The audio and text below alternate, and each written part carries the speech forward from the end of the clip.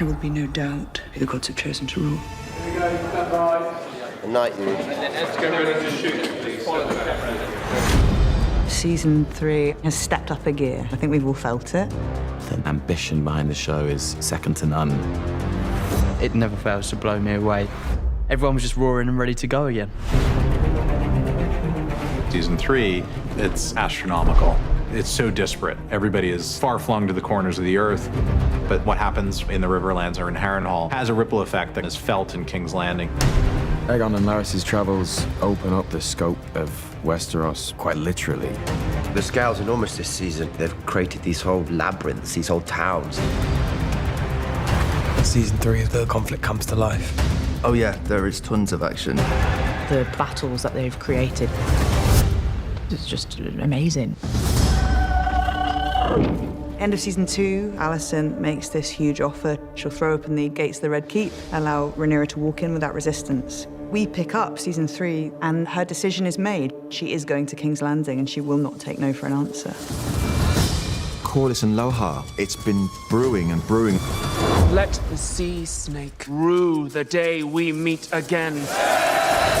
Finally, they come together. Archers ready! And it's brutal. It launches us into a very exciting season 3. And we added some great new members to the ensemble.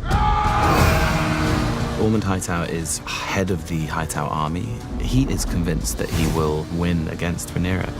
The stakes are as high as they have ever been. Rhaenyra is pulled between different visions of how her rule might play out. Perhaps violence is necessary, and we don't get the new regime without destroying the old. We're coming to grips with how ugly war can really get and how people turn against each other. It's just this game of continuous chess. Aemond would stop at nothing to be in a position that he feels is owed to him. This is a war of a family against itself. From episode 1, it's absolute chaos. Everyone is a threat. You don't know who's going to survive from episode to episode. We've reached the point of no return. There is no unringing this bell. Ultimate victory is non-negotiable. There's no honor in failure. As long as he's got a sword in his hand, he will fight to the death. Season 2 is the tinder sticks. Season 3 is the fire. Welcome back, everyone. It's Charlie. HBO released a new House of the Dragon Season 3 trailer. There's a whole bunch of footage from behind the scenes, a bunch of Easter eggs, so we will break it all down. Everybody grab your Valyrian weapons. It is time for war. We also get a new shot of someone using the Valyrian dagger for the first time on a live-action show since Arya used it to kill the Night King. I think this shot of Aemond using it to slice people up at Harrenhal is the first time we've seen someone actually use the Valyrian dagger in battle since the original Game of Thrones series. There was also an official Season 3 poster they released with Rhaenyra on the Iron Throne and all the other characters, like both sides, the Greens and the Blacks, opposing each other, with them hyping up some battles and some of the action during the season, but some of it is a little misleading, so I'll talk about that later in the video too. But they mostly use this tagline, win or die, for pure hype. A lot of the scenes in the trailer here aren't scenes that you'll actually see during the season, like this is just a comp that they made to hype up the season. Probably the best example of this is Aemond versus Daemon near Rhaenyra at the top here, like right next to the Iron Throne. He's wielding the Valyrian dagger and Daemon has Dark Sister, but they don't actually fight each other during Season 3. Like, they'll never actually face each other during Season 3. That won't actually happen till the battle above the God's Eye, and that's probably not going to be till Season 4 based on the way they're pacing the season out, because it seems like the Battle of Tumbleton is going to be the final big battle of Season 3.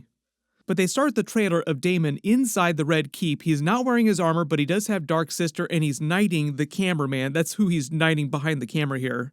Then we get an exterior scene of the set that they use for Tumbleton. Tumbleton will be a really big location at the end of this season. We'll probably see a couple scenes of it earlier in the season too, but there's a lot of scenes in the previous trailers of the Greens at Tumbleton. Then when they start interviewing Emma Darcy here, Rhaenyra, she's actually inside the Red Keep. This is the small council room. This is the table behind her in that map board that they used during Season 2. So like this is after the taking of King's Landing. Season 3 has stepped up a gear. I think we've all felt it. We get a couple scenes of James Norton playing Ormund Hightower. He's the leader of the Green Army and the successor to the Hightower in Old Town. He's the son of Otto Hightower's older brother, who was the Lord of House Hightower. So he's basically Alysanne's cousin. All these scenes are of him and the Green Army marching into Tumbleton, like these interior city shots are Tumbleton. You also notice they cleverly cut Jace's interview scene here with an exterior shot of a ship before the Battle of the Gullet, because that's going to be a really big moment for him, like a lot of stuff going to happen to him during the Battle of the Gullet. Please do not post any spoilers in the comments, but if you know, you know. We get another scene of the Sheep Stealer, and I believe this is the Eyrie just because of the super high mountain peak here and all of the mist. We get a scene of Rhaenyra approaching Sheep Stealer, still in the Eyrie. We get a new scene of Aemond inside the central meeting room in Harrenhal. This is Strong in the background here that he's probably going to try and kill shortly after this, but this is after he's been marching through Harrenhal like Daemon did at the beginning of Season 2, also trying to kill a bunch of people. The difference here is that Aemond actually does wind up killing a whole bunch of people. You also notice in the other shot of him that was in the previous trailers, he's wielding Blackfire, the Valyrian sword that belonged to Aegon the Conqueror that was passed down from king to king. But the other very cool thing is that Aemond, during these Harrenhal scenes, is also wielding the Valyrian dagger, which was also passed down from king to king. This is actually our first official shot of Alys Rivers at Harrenhal during Season 3. She and Aemond will have some interesting times during Season 3. We will see what they get up to. You can let me know if you think that she's going to give him all kinds of crazy Weirwood visions like she did with Daemon. Because in this scene of her, she is touching the bedpost on the Weirwood bed that Daemon was sleeping in. Maybe she's trying to get Aemond to also sleep in this bed. We get a new scene of Aegon and Lair Strong in the woods. It seems like this is closer to Rook's Rest, where that last big battle happened, where he was scarred before. Maybe we'll get some sort of big reveal about Sunfire, but this, I think, is when he's getting ready to speak to a whole bunch of people trying to rally his big revenge and comeback.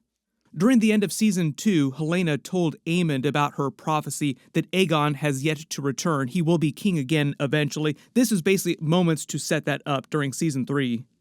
We get a couple scenes of the Rivermen on the march. This is a Tully armor from the back on the horse here. You see Tully banners. There are a couple of Bracken banners here. There are a couple other banners in the Black Army. Then in the scene with Daemon, in the background, zoom in and enhance, you can actually see a much better shot of Alysanne Blackwood behind him. She was a famous warrior from House Blackwood. They called Black Ally. She was hardcore, really cool, and is heavily involved in the Dance of the Dragons fighting and in the aftermath. She also becomes a much bigger character later on in the conflict and then after the events of the Dance of the Dragons. Winter is coming. We get a scene in the courtyard of the Red Keep with Rhaenyra's men trying to assault the castle, basically break into the Red Keep because this is the taking of King's Landing. Then we get a couple flashes of dragonfire. I think this is meant to be closer to Tumbleton, though. We get a couple shots of Daeron and Tessarion, his dragon, brand new for this season, but we don't actually see a lot of Daeron in the trailers. It's been weird that they've been holding back on him so much. There's a brand new scene of Rhaenyra with Mysaria behind her, and they're in the Red Keep, so Mysaria inside the Red Keep after they take King's Landing. We get a bunch more scenes from the Battle of the Gullet. This is while they're filming it, while the ships are on fire here. A couple new scenes of Corlys Velaryon and Lohar. One of the reasons why Lohar and the Triarchy are so keen to kill Corlys Velaryon and destroy his fleet is because of what happened previously in the timeline. He has been the bane of their existence. There were more scenes of him with his son Alan of Hull, who is his lead commander. We only see Jason Vermax and Balon Moondancer here during the actual Battle of the Gullet, but there were more dragons here during the battle in the actual book, so we will see if they change that or if they're just not showing us everything that's happening here, because the dragon seeds were here, and Sheep Stealer and Rhaenyra on the show should also be here too, or Sheep Stealer was there in the books, but Rhaenyra wasn't writing him in the books, it was Nettle, so we'll see what they wind up changing from that Battle of the Gullet in the books. We finally get a brand new scene of Roderick Dustin, played by Tommy Flanagan from Sons of Anarchy. He's been in a whole bunch of other stuff too. Roddy the Ruin, coming here to wreck the Greens and the commander of the Winter Wolves. We've come to die for the Dragon Queen. Also notice a young Oscar Tully right next to him who seems like he's realizing that he's not built for this. Like the Winter Wolves are just super hardcore and he's not totally prepared for how crazy they are. Then we get a brand new scene of Dan Fogler, who's playing Torrin Manderly, and he's drinking inside the Red Keep, based on the architecture here. His father sent him and his troops from White Harbor to fight for Rhaenyra, so these scenes of him in the Red Keep are probably after the taking of King's Landing, and he's just on Rhaenyra's Black Council trying to help her. This new scene of Alicent is inside the Red Keep, as is the scene of Rhaenyra. There's also a gold cloak right next to Rhaenyra here too. We get more scenes of the Iron Throne, then Rhaenyra talks about the different visions of how her rule might play out, and the dichotomy here is bad Rhaenyra versus benevolent Rhaenyra. I think it's meant to be a reference to the dichotomy in the way that she was remembered and written about within the universe of Game of Thrones, the way the Maesters wrote about Rhaenyra in retrospect, versus what she went into the dance thinking about. She wanted to unite the realm to face the Long Night, the White Walker. She was worried about the fulfillment of the prophecy that her father told her, and the losses she suffers, her dead children over the years, eventually harden her heart through the Dance of the Dragons, and she starts to get angrier and more bitter, and they might lean into the other characters being worried that she might turn into a Maegor with teats, because that's the way the Maesters write about her in the books, Maegor with teats. You will do things that your heart would have recoiled from before you came to the throne. So the idea is they're trying to imply Rhaenyra might act in a more hardcore way this season, and that was Alyson's line in a previous trailer when it sounded like she was talking to Rhaenyra, saying that she would eventually do terrible things that she previously would never have thought of doing. We get a scene of Rhaenyra's men inside the Red Keep, burning the Green's belongings in a big pile here, banners. She also burns someone's bed here too, so let me know whose bed do you think she burns? We get a new scene of Aemond without his armor and his eye patch on, swinging Blackfire against someone inside the Red Keep. Let me know who you think he's swinging the sword at. We get a new scene of Mysaria, still at Dragonstone based on the architecture here. And then this scene of Daemon fighting in the city, I think is meant to be the taking of King's Landing. It's inside King's Landing. And this burst of dragon fire through the giant arch is also King's Landing based on the Targaryen troops here in the Red Keep. It's probably before Rhaenyra or Daemon blast them as they march towards the castle. Get in, losers, we're taking the Iron Throne. Everybody post all your reactions in the comments below, and if you spotted any Easter eggs or references in the footage that I didn't talk about in the video, just write them below in the comments. I did try to keep the video a little bit shorter, so there were a couple things that I didn't talk about. There was another trailer with a whole bunch of new footage that leaked out a couple days ago, but HBO started super banning it, so I can't do a video for it till they officially release it. It's probably like the last official final trailer, so whenever they do release that, I will do another big trailer video for it. I've already done much bigger videos on the previous trailers. Click here for that, and click here for my Night of the Seven Kingdoms Season 2 First Look video. Thank you so much for watching. I'll see you guys in the next one.